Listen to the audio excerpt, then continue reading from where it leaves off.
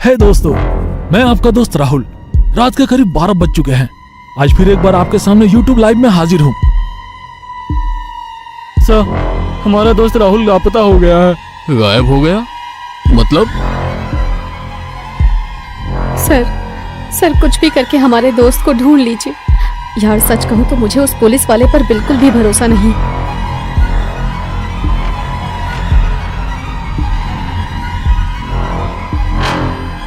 हम वहां जाएंगे, पर अपनी सुरक्षा का पूरा ध्यान रखेंगे।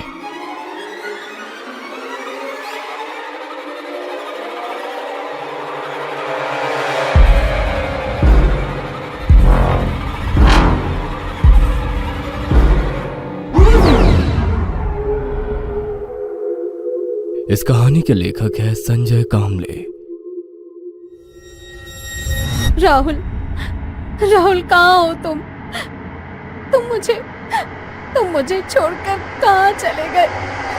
राहुल!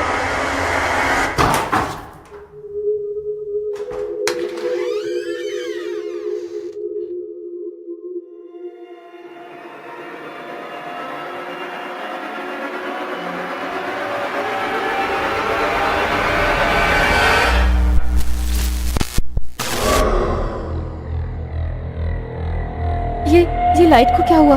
शायद कहीं पर शॉर्ट सर्किट हुआ होगा, इसीलिए पूरे इलाके की बिजली चली गई है।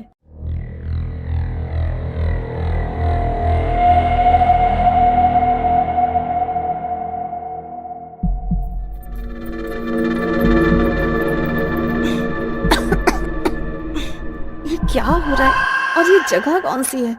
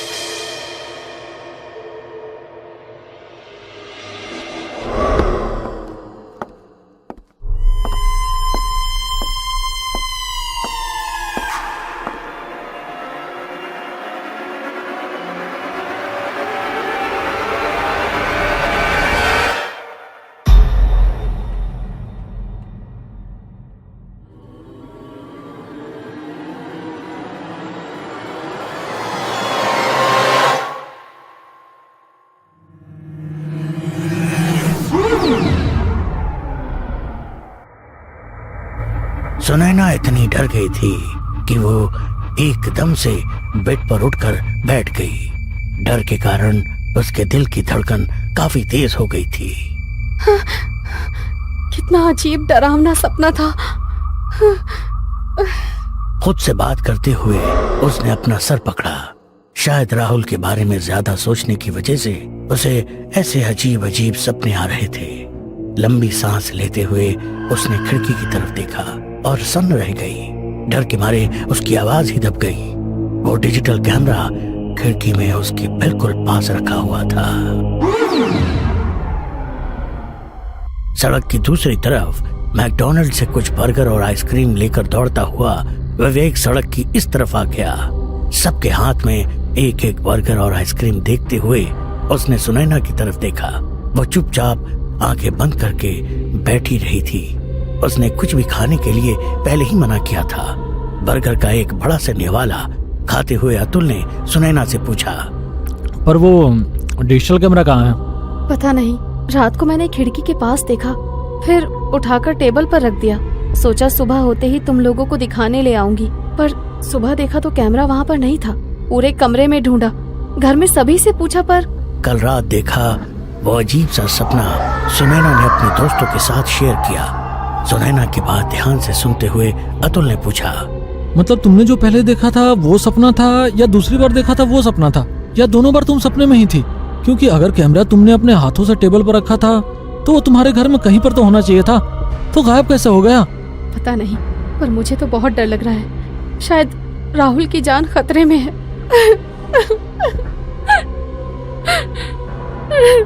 पीछे के सीट पर सचिन के कंधे पर सर रखकर बैठी हुई राधिका ने आइसक्रीम खाते हुए सबसे पूछा, राहुल के बारे में पूछने के लिए उस इंस्पेक्टर ने किसी को कॉल किया था क्या? उसकी बात सुनकर सभी ने नामे गर्दन हिलाया। आगे की सीट पर आंखें बंद कर बैठी सुनैना नाराज होकर बोली, यार सच कहूँ तो मुझे उस पुलिस वाले पर बिल्कुल भी भरोसा नहीं है। मुझे नहीं लगता वो राहुल को ढूंढने की कोशिश भी करेगा। सुनैना की उदासी भरी आवाज सुनकर सचिन ने कहा, क्यों ना हम खुद राहुल को ढूंढने की कोशिश करें? तुम्हारा दिमाग तो ठिकाने है ना? विवेक भी सचिन की बात सुनकर थोड़ा गुस्सा हुआ और सुनैना को उसका आइडिया पसंद आया। झट से अपनी आंखें खोली और पीछे मुड़कर देखते हुए सचिन से पूछा, पर वो कैसे? सुनैना, इसके साथ तू भी पागल हो गई है क्या? हम सब रात उस जगह जाएंगे और राहुल की तलाश करेंगे। सचिन की बात सुनकर राधिका ने गुस्से में आंख बबूला होते हुए जोर से सचिन का हाथ दबाया। हाँ, ताकि वो भूत हमें भी गायब कर दें, है ना? बड़ा ही बेतुका आइडिया है। विवेक दोबारा गुस्सा हुआ। विवेक की बात सुनकर राधिका ने कहा, मुझे लगता है विवेक ठीक ही कह रहा है। हमें उसकी बात मान लेनी चाहिए। चाहे तो हम दोबारा से पुलिस स्टेशन में जाकर उस इंस्पेक्टर से रिक्वेस्ट कर सकते हैं, क्योंकि ये पुलिस का काम है।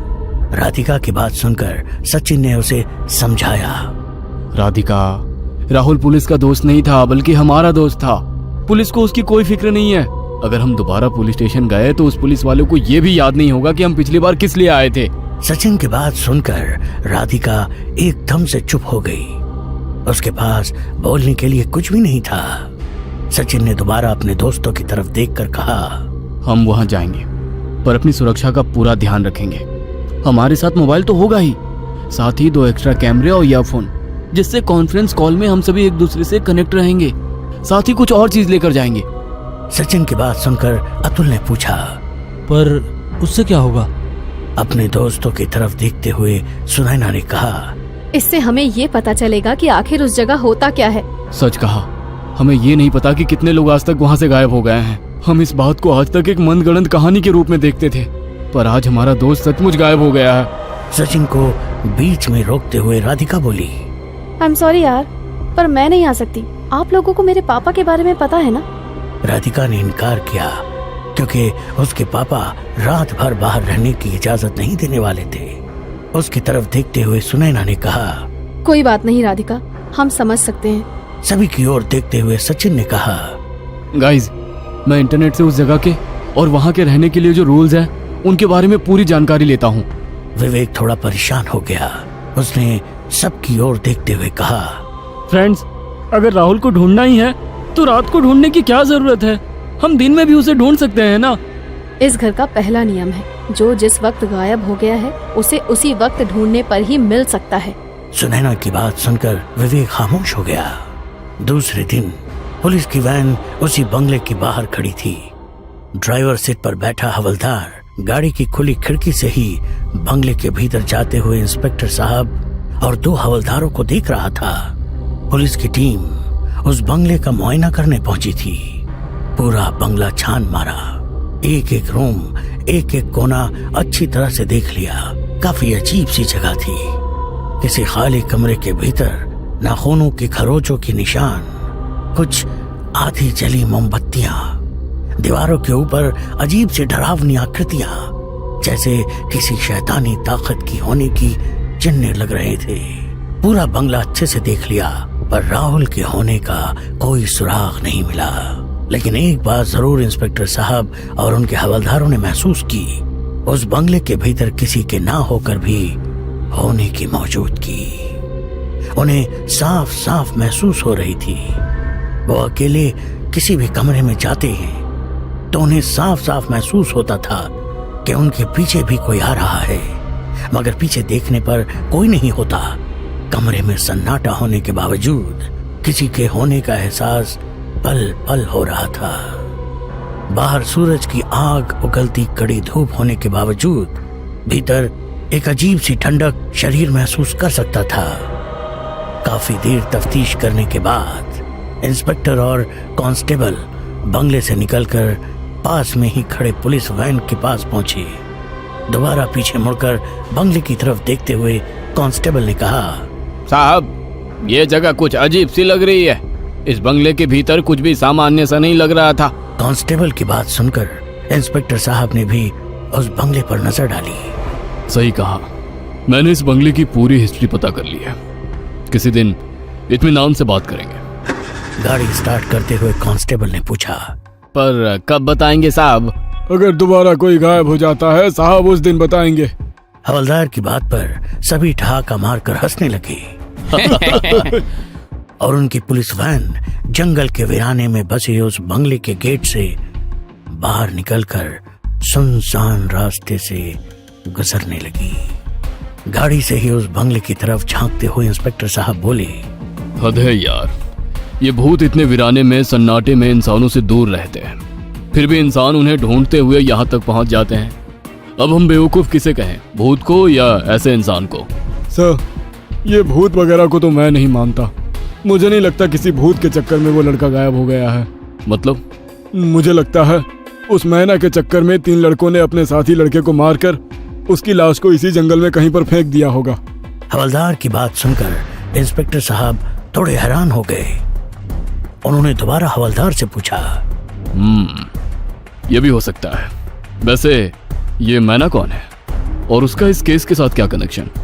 इंस्पेक्टर साहब की तरफ देखते हुए धीमी आवाज में हवलदार ने मुस्कुराते हुए कहा, साहब, वही सबसे खूबसूरत लड़की, सुनहरे रेशमी बाल, चांदी की तरह बेदाग गोरा रंग, वही जो नीली जींस और जामुनी रंग का शर्ट पहनकर आपके सामने वाली कुर्सी पर बैठी थी, जो अपना सर पकड़कर फूट फूट कर रो रही थी, वही जो अपने दोनों हाथ आपके सामने जोड़कर अपने दोस्त को ढूंढने के लिए विनती कर रही थी।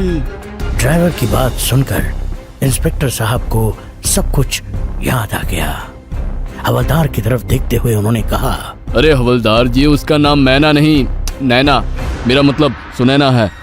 सब बातें करने में मशगूल थे और उनकी गाड़ी धीरे धीरे जंगल के डरावने माहौल से बाहर निकलने लगी। इधर सब दोस्तों ने तैयारी पूरी कर ली थी।